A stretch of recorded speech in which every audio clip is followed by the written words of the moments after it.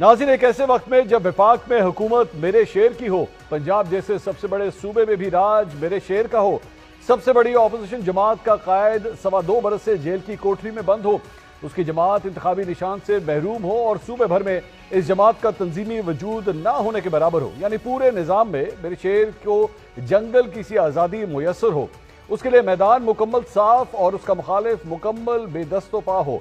इस सब के बावजूद आखिर क्या वजह है कि मेरा शेर इंतखाबी मैदान में उतरने से कतराना शुरू कर दे। नाज़रीन, गुज़िश्ता रोज पंजाब असेंबली से खबर आई कि बल्दियाती इंतखाबात अब नए पंजाब लोकल गवर्नमेंट एक्ट 2025 के तहत होंगे। इस नए एक्ट के तहत अब इलेक्शन होंगे तो सही, मगर गैर जमाती बुनियादों पर। इस पर कमाल यह है कि जीतने के बाद 30 दिन के अंदर अंदर बल्दियाती नुमाइंदे को किसी न किसी सियासी जमात में शामिल होना होगा।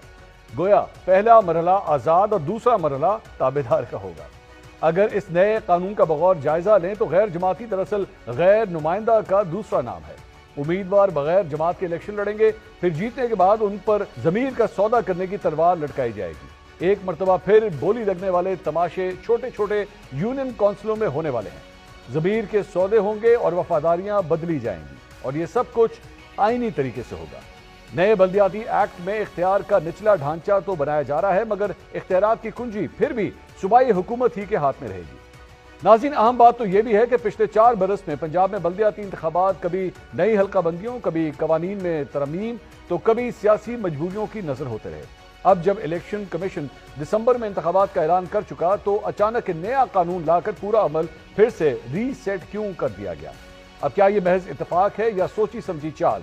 खैर, इलेक्शन कमीशन ने तो दिसंबर में होने वाले इलेक्शन का शेड्यूल भी वापस ले लिया। दूसरी तरफ तहरीक इंसाफ की कहानी भी काबिल गौर है, जिसका इंतखाबी निशान जब्त, कायद जेल में और इंट्रा पार्टी इलेक्शन का मुकदमा एक बंद गली में दाखिल हो चुका है, जिसके बाद कहा जा रहा है कि तहरीक इंसाफ को नए बल्दियाती सियासत से आउट करने की तैयारी मुकम्मल हो चुकी है।